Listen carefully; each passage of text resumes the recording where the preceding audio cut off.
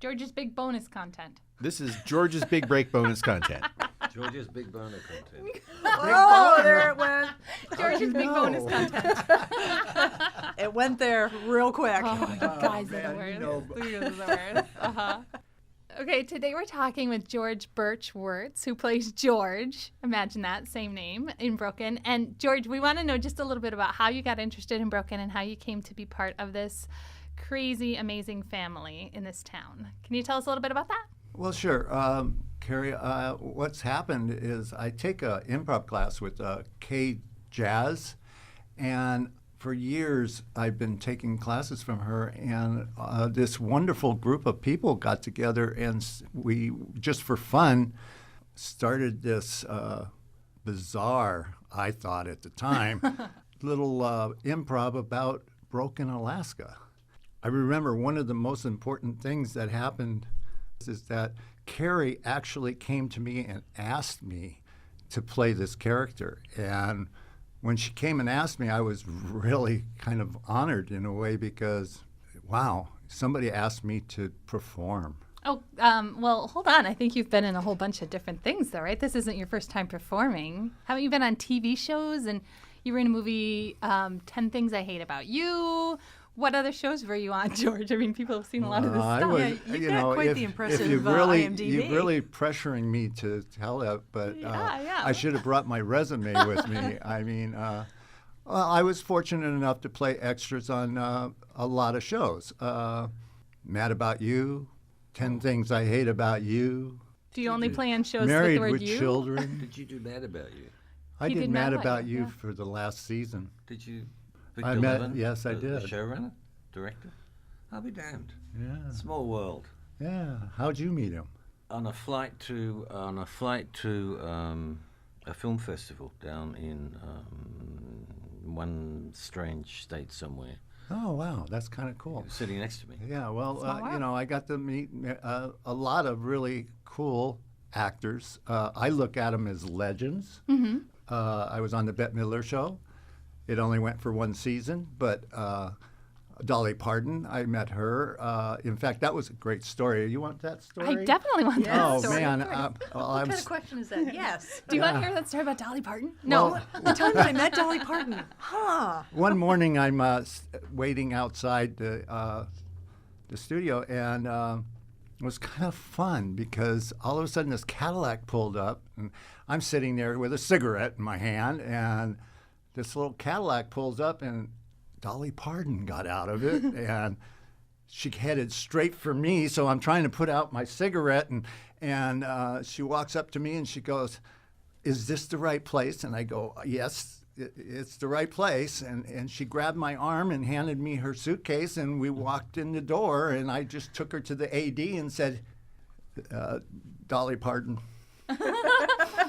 And then, of course, they did the show, and Dolly and Bette Midler did the mermaid deal. It was kind of fun. I wish that was still on TV. They were so fun to be around. So what did you do on the show? Were you like singing and dancing too? Have Oh, we not tapped into your true no. potential here on Broken? I got to do what Mike's doing right now on the soundboard, and what happens is the palm tree, Bette leans up against the palm tree while they're singing the song, and it falls over on the soundboard, and the soundboard blows up, and you see me scooting away. That's not a big deal, but, it was fun. So pretty cool. Pretty Yeah. cool. Uh-huh. And then what else do you need to know, Carrie? You need to know, all the movies I was in? Is there a long list of them? Well, I bet there is. yeah, there's a lot of them. Give us three. Tell me just three of the best, your favorite three. Three of the best. Rockstar.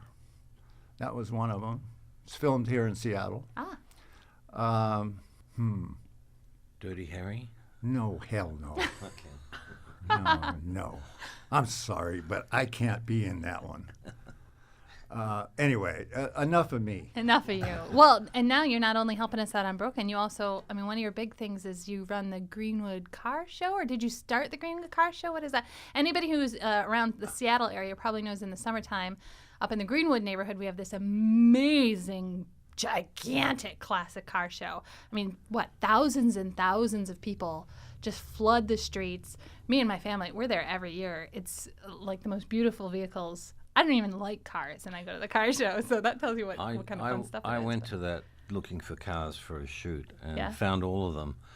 And I was there for an hour and a half, and I'd only done like half of the road. A couple of blocks, so yeah. long. Went Yeah, for yeah. miles. Well, When did you start that, It's George? considered a mile and a half car show. Wow. Yeah. You know, so if you start at one end and you have to get back to where you started, it's almost a 5K. Wow. Ooh, brilliant. I like that. When did that start? What year did you? In 1992, a bunch of merchants, we all got together, Lance Lambert and Jerry Klein and, let's see, Is that Patsy's dad? Marty Patsy. DiGrazio and myself and a few other people. One of the cool parts about it is that there is a theater in Greenwood on 85th. And for the life of me, somebody's going to have to help me out with the name of it. Taproot. Taproot. Taproot Theater. And, Yeah. that's a good They're one. great. I love them. McNulty was the director and founder of that, as far as I understand, but he jumped in and helped us with the car show. So there was a bunch of us that volunteered to do this. Then we went on for years and years and years, and I got kind of tired of doing it because there were so many different promoters coming in, and I kind of quit. And it didn't last long because the next thing I know, Quit. Didn't last long. I got called up by a few people that wanted in the community that wanted the car show to continue, and so I came to a meeting. I sat down with them at the meeting, and I turned around and gave them an alternative for me to come back and help. I told them that they had to become a nonprofit organization, that they had to become a car club, and all the proceeds had to go back to the community. So we became a nonprofit organization, and all the profits go to the community. And it's grown like crazy. I mean, Yeah. it's monstrous. Yeah, we got a mile and a half now. We started with very few blocks. You know, we started from 87th to 80th. That was our first year. And we only had 160 cars. How many cars do you have now? We're up there. It changes every year between 8 and 1,000. Wow. Yeah. And you've got the whole community coming out and helping. sure I do. mean, KZOK has been a really big help for us because we get all this free advertising from them, and they come to the show, and it's like some of the best disc jockeys in Seattle have been to that car show. One thing I love about having you on Broken is your vast knowledge about cars. I can't recall which episode it was now, but I remember there's one where Sheriff Jim is looking to buy a car, and The he 6 shows or you 7 right. He Corvette. shows you like a photo of yeah. the convertible. Yeah, I yeah. remember when we were doing that. I think it's after. I remember he was like, "George, look at this," and when we were recording that, you sort of hesitated, like, "Oh yeah, it's a convertible." And I remember we had to pause and go, "No, George, tell us about it."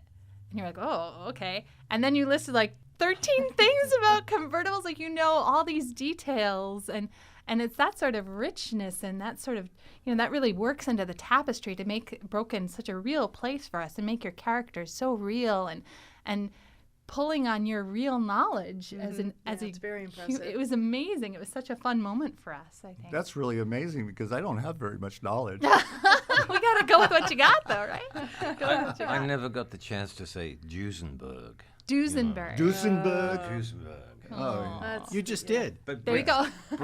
Brickwood collected. He'd have a Duesenberg in his garage Yeah. if he. Is that the one where all the gold's in the trunk? Probably. That's not till season 2. Don't give away. Well, what we're talking about today is the George's Big Break episode, and we're going to pop this in right after that episode so people kind of know what we're talking about. But I thought this one was really fun. I remember in the first scene, it's Bert and Brick and George at George's shack. And remember, Bert has just moved in with George because the Yeah. Warren G. Harding statue. Right. Oh, Warren G. Harding, God bless his little soul, has fallen on Bert Shack recently. Remember? Yeah, and trying to dig Bert Yes, it out fell of and that crushed was my shack. It's crushed your Yeah. shack. It just, right? he was stuck under all these timbers and stuff, and we really tried hard to get him out of there. Well, it's really fun though. Now that he's moved in with you, I think this is sort of like an Odd Couple moment where you two crusty old bachelors are living together, and it's obviously there's a lot of tension going on. Brick's kind of trying to just mediate in this scene between the two of you. You're like, would you ever run the Hoover around, George? And you're like, well, maybe you should do it. And that was a really funny scene for me. But Carrie, you got to understand something. As soon as I invited him to move in with me, Yeah. I really regretted it. That's right, because you were in the basement and he wasn't allowed in the basement. Right. Yeah. Nobody's allowed in the basement. And Well- and weren't you going to like divide the house in half and leave? No, that was that's your your That idea. was your idea, that one. That was Brick's idea, that one. And it's not a trailer. It's not a trailer. It's officially a shack, but It's a shack, it's a bit run down. Although that's we true. did refer to it as a double wide, I think. I- Either in this episode or another episode. No, Brick goes, is this a double wide? What? And he's like, no, it's not a double wide. But this first scene sort of sets the stage for what's going to come later in the episode because, and we didn't plan this, but all of a sudden there was a shovel. Brick goes, why do you have this old dirty shovel in here? Should I take this down to the basement? No! And George goes, no, don't go down there. And then somebody says something about a holes in the backyard That's and right, how there's a yeah. bunch of big moles. Maybe they're as big as gophers. So Yep. Yeah. that's one of the best things about the show is you guys were just talking and making this all up. And we're like, oh my gosh, that works with where we're going in this so beautifully. And then in that last scene when Joey falls in a hole down into the mine shaft, that all just sort of evolved during the that was recording. Joey. So Joey was stuck down there. And no Right. one could hear it. Yeah. Okay. Yeah. I kind of wondered when we were recording that how Joey didn't notice the giant hole, but It was dark. Yeah. Joey was walking Pugsy, yes. right? Pugsy's So- very distracting. Pugsy is very distracting. To fall in that deep hole, though, really, guys. I think it was like mounds of dirt. Maybe it just gave way as Joey was standing on top Well, of them. I You know gotta use for your a fact where imagination. my Yeah, you brain do. was going on that. It's that I was carrying the dirt that I was digging out of the mine up into the backyard and spreading it out. But, I see. Okay. Oh. But that makes sense. sometimes didn't work out so well, evidently. Well, and in this scene too, Brick is doing a lot of complaining about his staff. Remember, he's saying how Joey's hardly ever there, and he even said, "We didn't plan this." He goes, "Joey hasn't been around for a couple of days. Like, anybody seen Joey? Every time I need them to do something, they're not around." And so that's what led to Joey fell in the hole in the last scene. It was so bizarre. Every loser ends up working at Brick's place at some stage. And right? everybody's like part-time. I think if he was like that terrible boss who keeps everybody at like 19 hours per week so you don't have to pay benefits or something, like you're just probably the worst. Oh, thanks. Yeah, And you're right. everyone's contract work. Yeah, right. Yeah, if you want to see Brick with stuff dished on him all the way through, just listen to any episode. Any episode. But that's one of the things that I like about the show is that everybody has more than one job Yes. in town because it's there's only 71 people. There's not that many jobs, so everybody's working part-time. And I think, wasn't Annika working at the restaurant for a while or something, or filling in? What were you doing? What No, does Annika do? Annika Taylor? doesn't do. We never ever I don't think address Annika that. ever works anywhere. No, Annika doesn't work anywhere. I was deliberate in keeping everything about Annika vague because it was nice not to have a defined character in any way, shape, or form, and that appealed to me very much. So I don't think I ever said anything specific about a job. You have been. I remember when you were asking about building drawers, and somebody, Heather goes, "Can you afford these drawers?" And Bert says, Annika's been doing some jobs for me on the side, or something like that. But we weren't sure if that was like But that's never anything jobs specific. or Oops. jobs, Right? You know? Yeah. So there's nothing ever defined specifically for Annika.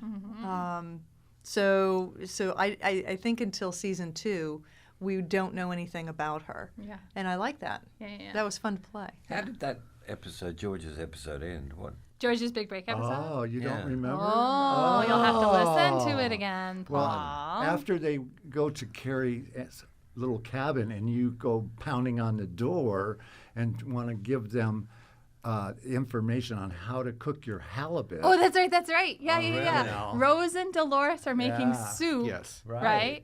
And Britt comes over, and this is funny because he comes over and he goes, "Oh, Rose, I didn't know you'd be here." And she goes, "It's my kitchen." We're like, "What are you talking about?" So I think he did know she was there, and he was using the recipe as an excuse to see her, right? Because remember, just in the scene before, this was an important thing too.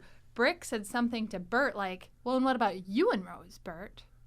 Bert was deeply offended. He was. Oh, yeah, right? he was. He was like, "All I see is you and Rose and you and Rose and you and Rose, and I'm starting to think maybe you asked me to back off from Rose so you could move in on her." Yes. And that was pretty heavy stuff. Yeah. I'm Yes. so glad I was quiet about our cuddling. Okay. But of course, Bert, being so honorable, would never. Bert was deeply offended by Yes. that. Yeah, Bert seems honourable, doesn't So he? anyway, to seem get honorable. back to George's. Anyway, then the scene leaves that part and goes back to the house. And I remember Bert was telling me he's not going to be home. He's going to have dinner with Mark. Yeah, he was supposed to. And, all of a sudden I thought, well, turn up the tunes and The go super down tramp. and start digging, And I got down there and I started digging. And then all of a sudden, who appears looking for a plunger of all things but Bert? I mean, actually, it's probably a very fun episode. I've listened to it a million times. I still have a lot of editing in my brain going on. But, we did find Joey, though. Well, I love That's that the scene important because George and Bert really describe what the tunnels are like. Like at one point, you say something like, "Is that an elevator shaft, or are you talking about a little like train track?" Yeah, And yeah, it like in seems Indiana Jones it seems and the very Temple Indiana of Doom. Jones. Yeah. Yeah, that's super Yeah. fun. It's that kind of thing. I think is what really makes Broken fun. Like with Supertramp too, because I said, I love Supertramp as much as anyone else, but could you please turn it down? I don't know why I thought of Supertramp. I hadn't thought of Supertramp in years. It just popped into my head. And then later, when you guys find Joey goes, "All I kept hearing was, I'd hear you turning on your super tramp." Yeah, And yeah. so cute. Take the long way home. Right. Take the long way home. Yeah, take the long. And of course, we couldn't use Supertramp for the episode. 'Cause they have the Obviously. rights. Yeah. We've never. Hey, maybe do now it they'll for that. give us the rights from listening to this. I think so. They Yeah. should. I think they should. For free. Yeah. Because that's all we can afford. I think one thing that's interesting about George's character in the show is that we initially sort of envisioned it as he was going to be kind of a more ghoulish kind of guy. Yeah. That it was clear that he was grave robbing, and that's where he was getting all the stuff for his show. And For his antique shop. for his antique shop. And George, the actor, George Birch Wertz, just isn't that kind of guy. And it never turned out that way. And George was sort of became more a good guy who's just kind of crusty sometimes and just had enough. Right. Well, I mean, Carrie kept telling me, more gruff, yeah, be meaner. And I'm going, yeah, okay, I can be mean and nice at the same time. You have a really hard time with that. Yeah, You really I do. did. I remember there were times when, you're supposed to be really mean. Even at the end of this first scene in this episode, I go, okay, stop being nice to them. Just tell them to get out of your shack. You're sick of And I them. did. And eventually you did. But the first 3 times you're like, you guys, I really love you, but I think I'd like you to leave now. I'm like, okay, take that over. Try it again. You're like, you All guys right, are my I'm best done. friend. That's what I finally said. I'm done. You had a hard time being mean to anybody, which is very much a testament to you as a person. Another thing that I really like about George's character is the Usyk collection. Yeah. And we didn't mention that too much. Freaky. You had a real antique shop up in Finney, though, too, didn't you, here in I had Seattle? a second-hand antique store up on Greenwood. Yes, I did. So had you ever seen an actual Usyk before? Yes, I have a couple still. No. I saw Usyks for sale when I was in Alaska. I'll show you You something right did. now, Carrie. See this knife handle? Put that away. Oh, okay. See this knife handle? Yeah, I see it. That's a Usyk. Are you kidding me? No, I'm serious. In fact, I wanted to start a business where I made chocolate Usyks to sell to the tourists. Oh, that would have been fun. I see. I could have funded, 10 seasons of Broken Alaska. The Native Americans use Men Uziks and for their all Uziks. kinds of things. Also, they make weapons, knife handles, and whistles, and flutes, and all kinds of stuff out of them. Wow. I'm not going to add anything to that. Just be quiet, Paul. Stay over there. I didn't realize Uziks were I do so believe. hard. Well, Paul, I do They believe are. they have an It's Usyk a at bone. the old Curiosity Shop Really? downtown. Yeah, Oh, big Oh, one, too. they have an Really? Usyk down there. That one's huge. Down on the waterfront there? Yeah. Oh, wow. I'll have to go stop in. Yeah. Seattle 101. I didn't think know that. also the museum, Mini Museum has them, too. Oh, they I may. am learning so much. Things I Thank didn't you. know. Really and truly. Hang out with these guys for a few minutes.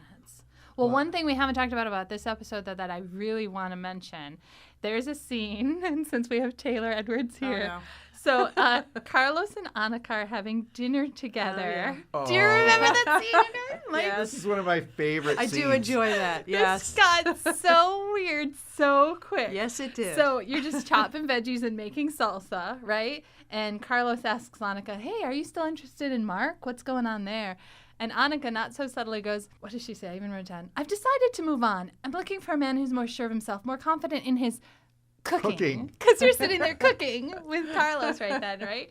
And so Carlos is like, yeah, well, I like going on long walks on the beach and da-da-da. She's hinting really hard that she wants a relationship. Yeah. And it almost seems like he's not getting it. And then all of a sudden he goes, oh, you're saying you Yeah. want to make love. Oh, as long Yeah. as you're consenting.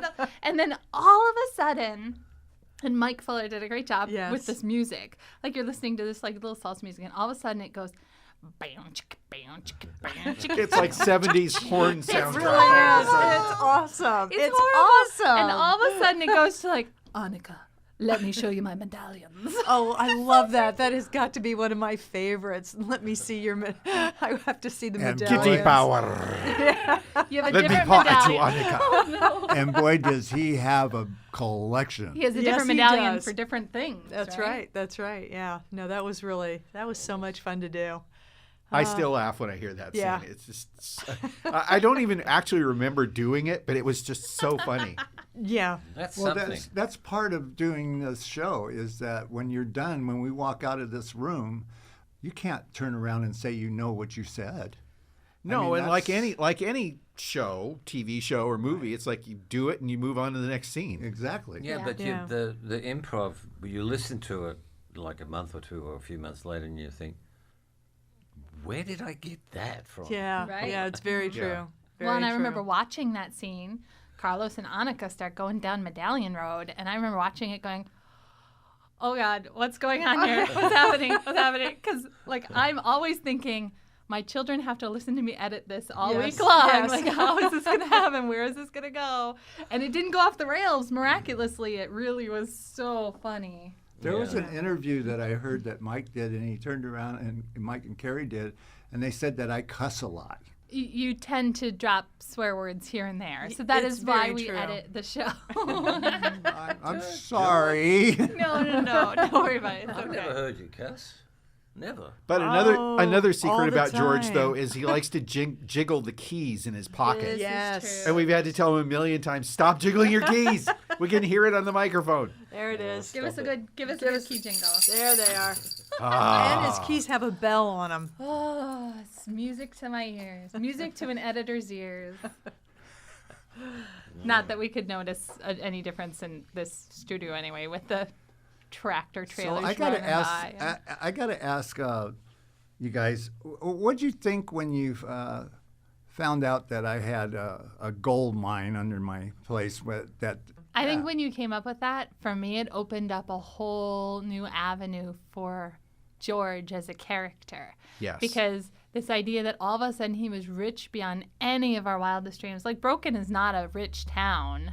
You know, we're all just sort of scraping by, except for Brett Brickman, of course, who's probably wealthier than any of us. And all of a sudden for George, living in this rundown shack that sort of tilts in on one side and to be completely loaded was an interesting opportunity to see what he would do with that. In fact, I love in one episode, I think it's Denise says, I love the way you've embraced your flamboyant side. It's the one after this one. Because he's wearing a scepter and a crown. He starts dressing like a king. Right, Yeah, and it's like that. royal purple, and there's a crown and some capes. And plus the fact I joined Christie's auction house so that I could turn around and buy all kinds of flamboyant stuff. You're putting medieval tapestries on the floor and using them as Right, rugs. right, yeah. But never improving your actual building structure. That was the part that I loved about You it. can't do that. Yeah. Loves the shack. You can't do that. Well, and of course, at the end, when you guys find Joey down in the hole, Joey is going to write a story about all this gold, and you make Joey promise. Oh, pinky Absolutely, swear. you have to Pinky pinky swear. swear. You never Pinky tell swear. a soul. Yeah. Never tell a Yeah. soul about this. And I love how the announcer right after that goes, after something like after pinky swearing, within a couple days, everybody in town knows about George's gold mine. Like, what's up with our pinky swears? We're the worst secret keepers in the universe. And I don't remember how we came up with the concept of pinky swear. I don't know. It's like a thing. It was in the Baby Jesus episode where I asked them to pinky swear because I'm going through the mayor's desk. Okay. Oh, And yeah. so then we talk about the sacredness of a pinky swear and how you can't break that ever under any circumstance. It's a lot easier to break the law than it is to break a pinky swear. And it just became a running thing Yeah. throughout the whole Yeah. series. Yeah, throughout the whole series, it was like we pinky swear, and we're all sure that pinky swearing. Everybody understands the gravity of the pinky swear, Yeah. Yeah, you don't and take it everybody, lightly. and yet Yeah. everyone breaks their pinky swear every single time. Yep. It's almost a guarantee. Didn't Like, I pinky swear the cat? yeah, Yes, we cats did. have I pinky. think we Yeah, did. yeah. Well, I thought this was a really fun episode, and Yeah. it just highlights, I think, that idea that we're just making it up and how we are each. Well, especially me. We are each so brilliant. Well, you are brilliant. No, That's very true. Like, the thing is, everybody comes up with this crazy stuff throughout the whole episode that, there's no straight line in the show, in the story. All of a sudden, somebody will say something, and we take a 90-degree right turn, and we go, oh my gosh, I guess we're going this way now. But it affects the whole rest of the season. Yeah. Yeah. You know, like at this point, after George's big break, we have no idea what's going to happen in the end of the season. And I hope everybody listening, if you're listening in order, that you continue on, because what we've said in this episode really makes a difference in what happens later on in the season. It does. Oh, It and, really and it throws in even the wrench in it. Yeah, and it plays big into season 2 as Yeah, well. yeah. That's the beauty of it. And I just want season 3. Well, we'll see what we can Yeah. do. We'll see what we Yeah. can do. Yeah. Well, thank you to George Burton, Paul Einhorn, and Taylor Edwards, and Mike Fuller. And I'm Carrie Aguila. And thank you so much, you guys, for chatting about Well, George's thanks for big having break. us here. And thank you for asking us. Yeah. Thank you. Yay.